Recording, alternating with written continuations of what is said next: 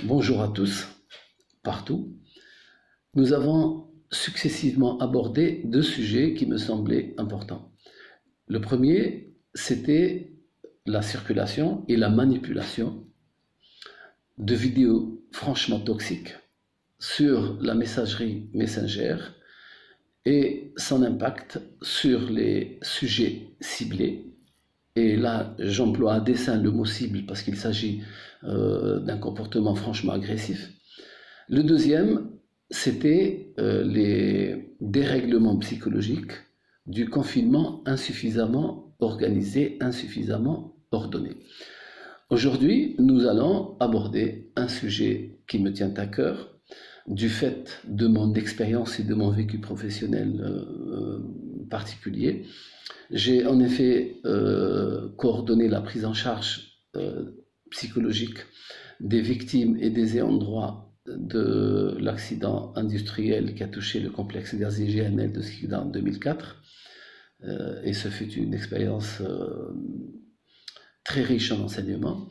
La deuxième fois que j'ai été confronté à ce travail en situation un petit peu exceptionnelle, spécifique, c'était au niveau de la prise en charge des victimes de l'attaque terroriste sur le complexe gazier de Tigentori. Et dans les deux cas, j'ai été amené à observer de près et à vivre de près les impacts traumatiques que ce travail en situation d'urgence occasionnait chez tous les personnels impliqués dans ce genre de travail, donc en situation d'urgence. Au premier chef, ce sont les équipes soignantes qui interviennent directement dans un travail hors normes, hors paramètres habituels, hors horaires habituels, et qui étaient souvent placés devant la nécessité de produire des actes de soins adaptatifs, réactifs, où la notion de risque est toujours présente, risque pour les patients, risque pour les soignants. Et donc cela, après un certain temps d'exposition à ce type de situation, à ce type de travail en conditions d'urgence, il se trouve que certaines personnes, certains sujets soignants sont impactés et leur situation nécessite une prise en charge psychologique in situ ou ex situ afin de les aider à mieux s'organiser, à mieux assimiler ces micro-impacts et donc de garder une réactivité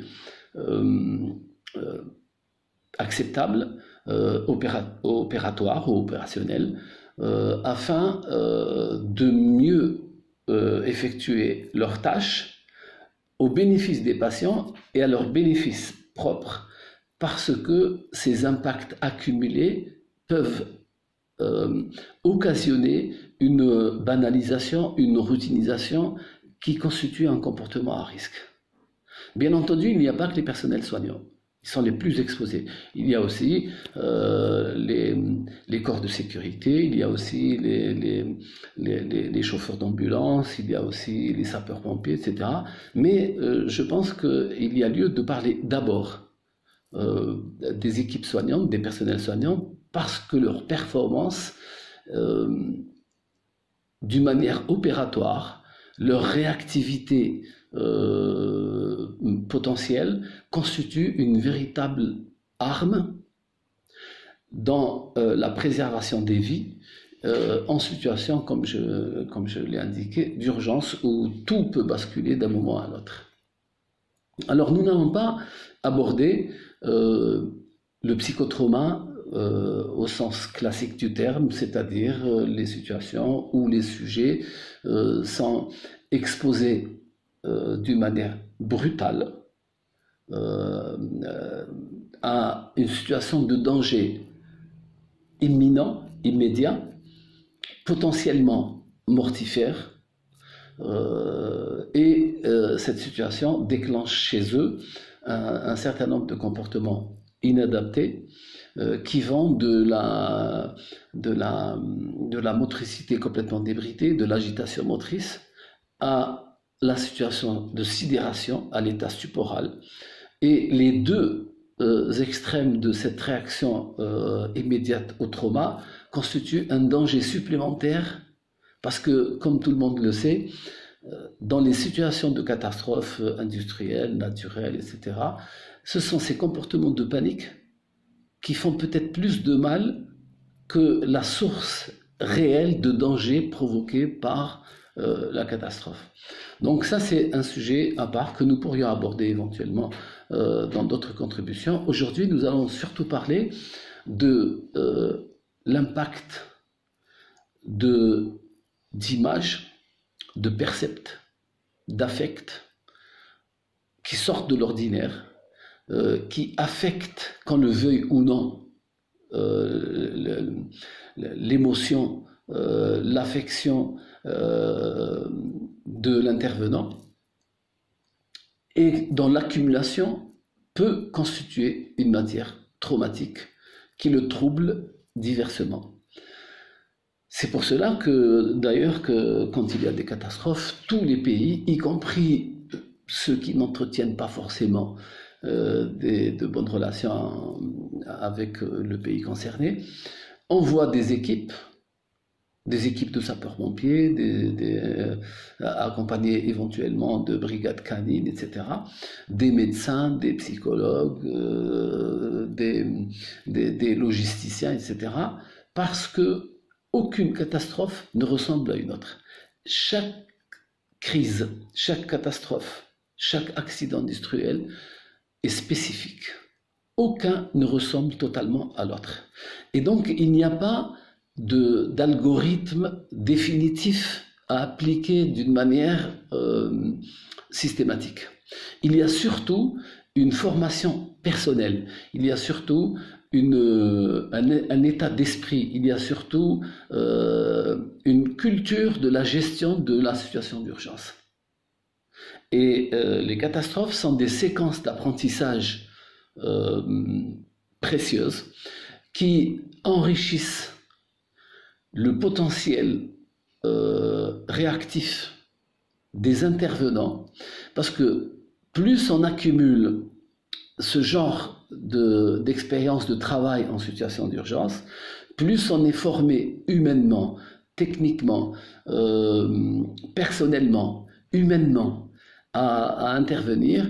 Et d'ailleurs, je pense et on pourra, là aussi on pourra en discuter par la suite, je pense qu'il y a lieu de préparer dès maintenant un travail de capitalisation de tout ce qui s'est fait afin d'enrichir donc le potentiel d'intervention de tous les intervenants de notre pays et donc de créer un véritable capital, une véritable banque de données, une véritable formation humaine afin que les prochaines crises soient perçues par rapport à un acquis antérieur.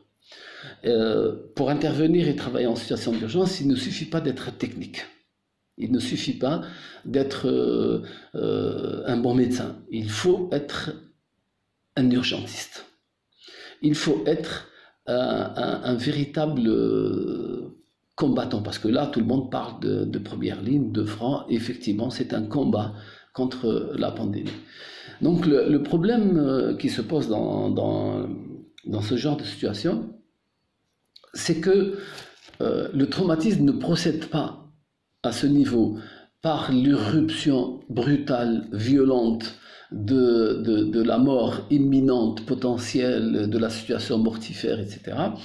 C'est l'arrivée dans la conscience de l'intervenant d'un nombre incalculable d'images, comme j'ai dit tout à l'heure, de percepts, d'affects, de postures émotionnelles. Le cerveau, la conscience de l'intervenant reçoit un paquet de perceptions, un paquet de données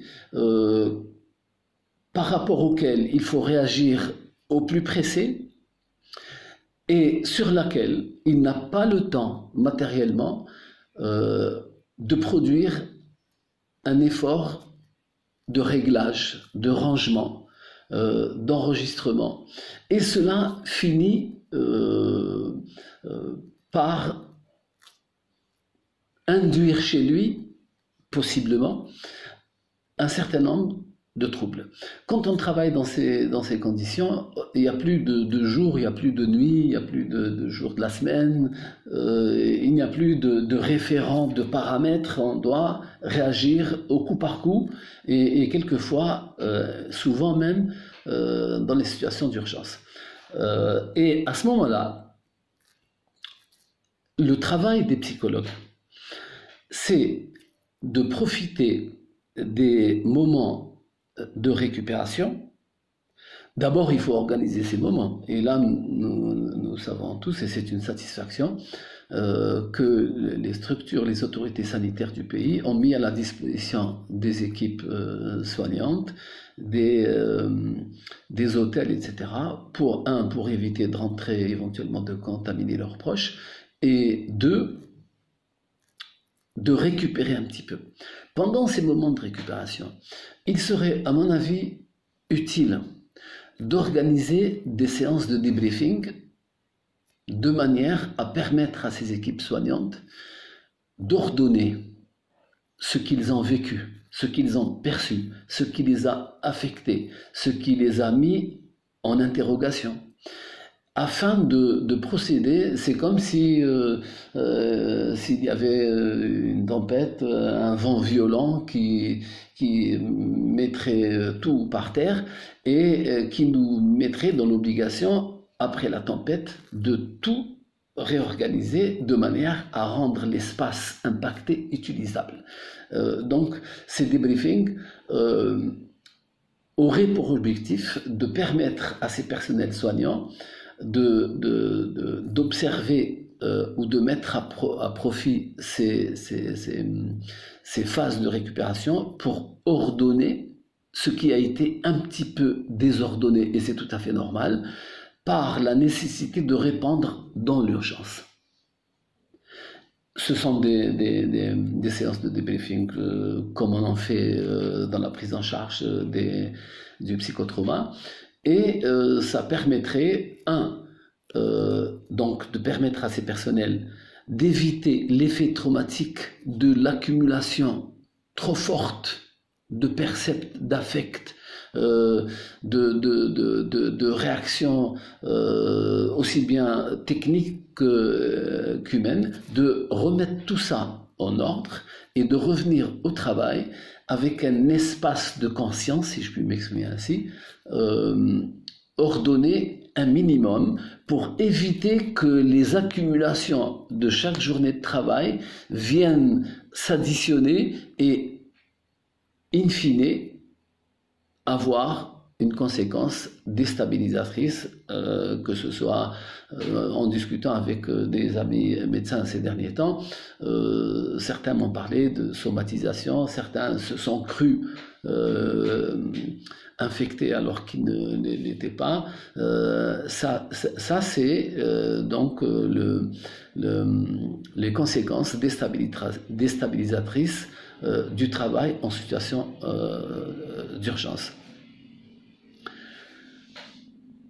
Il y a lieu de signaler aussi que, il faut l'admettre, ce n'est pas une tare que d'admettre nos faiblesses, ce module, cette séquence de la dimension psychologique du travail en situation d'urgence n'est pas organisé d'une manière officielle, institutionnelle. Le plus souvent, et il faut les en remercier aussi, ce sont des ONG, c'est le mouvement associatif, des organisations non gouvernementales qui s'occupent de cela, alors qu'à mon avis, ça devrait être intégré d'une manière institutionnelle avec des textes, des décrets, des arrêtés d'application, etc., afin d'impliquer d'une manière plus opérationnelle, plus organisée, plus complète le travail psychologique dans le large spectre des disciplines appelées à intervenir dans ces situations d'urgence. Il n'est pas anormal, à chaque fois que nous avons une catastrophe de ce genre, le psychologue n'est pas impliqué d'une manière directe, officielle, ou alors il est impliqué d'une manière un petit peu, excusez-moi, un petit peu, je ne voudrais pas dire le mot, je me l'interdis absolument, un petit peu légère. Alors que je me rappelle personnellement, au niveau de l'accident qu'il y a eu au niveau de Jalinka, et qui nous a coûté tout de même 27 morts, 119 blessés, la destruction totale de l'unité 10, les premiers personnels pris en charge de ce point de vue-là, ça a été nos collègues et amis médecins qui ont passé une nuit dans le cadre une nuit assez éprouvante dans le cadre de ce travail en situation d'urgence. Et notre coopération a donné lieu en additionnant les compétences médicales et psychologiques, à franchement, d'abord, un sentiment de solidarité agissante en situation exceptionnelle, et m'a permis personnellement de découvrir des capacités que je ne soupçonnais pas chez pas mal de mes collègues médecins dans le domaine psychologique. Et je crois que ce travail en équipe médico-psychologique nous a permis de découvrir nos compétences particulières à chaque corporation et par conséquent de mieux les utiliser au profit des victimes, naturellement, mais aussi au profit de la formation personnelle. Donc, je souhaite que cette petite interpellation porte ses fruits et que ce travail soit organisé parce que le personnel soignant, ce sont des personnes, ce sont des êtres humains comme vous et moi. Ils ne sont pas à l'abri de l'impact traumatique de ce travail très intense, hors norme des conditions d'urgence, et il faut absolument capitaliser ce type d'accompagnement de manière à le systématiser à l'avenir. Je pense que pour cela, il faudrait aussi que notre université nationale pense à améliorer la formation des psychologues par l'intégration d'un module ou même d'une dimension systématique d'intervention et de travail en situation d'urgence pour les préparer, pour les former à ce type d'accompagnement du travail, d'accompagnement psychologique du travail en situation d'urgence, et donc donner à notre pays une compétence spécifique qui est de plus en plus nécessaire compte tenu de la survenue de plus en plus itérative d'accidents industriels, d'accidents de la route, d'épidémies, de pandémies, etc. Nous devons absolument conquérir un espace de compétences, un potentiel opérationnel d'intervention en situation d'urgence pour l'intégrer dans la prise en charge globale et en faire une arme de plus à la disposition des personnels soignants dans notre pays. Voilà ce que je voulais vous dire pour aujourd'hui. Je vous dis au revoir et à une prochaine vidéo. Merci.